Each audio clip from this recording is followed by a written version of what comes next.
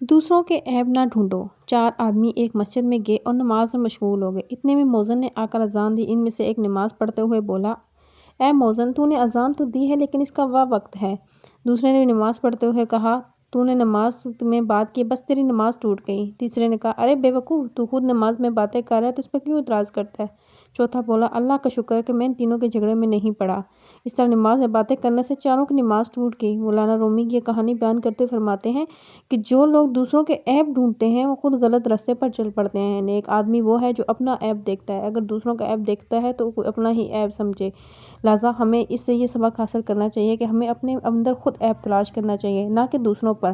اللہ تعالیٰ نے ہمیں ایک انسان بنایا ہے، نہ کہ فرشتہ۔ ہر انسان میں خوبی بھی ہے، خامی بھی ہے، اس میں کوئی نہ کوئی عیب موجود ہوتا ہے۔ لہٰذا ہمیں دوسروں پر انگلیاں اٹھانے کے بجائے ہمیں خود پہ گریبان میں جھانکنا چاہیے اور دوسروں کے عیب تلاش کرنے کے بجائے ہمیں اپنے آپ پر غور کرنا چاہیے اور اپنے اندر عیب تلاش کریں۔ آج کی میری کہانی آپ کو کیسی لگی اور آپ نے اس سے کیا سبق حاصل کیا ہے، کمنٹ میں ضرور بتائیے گا۔ اگر آپ میرے چینل پہ نئے ہیں تو میرے چینل کو سبسکرائب کیجیے تاکہ آپ کے ہر آنے والی ویڈیو کی معلومات مل سکیں۔ اللہ حافظ۔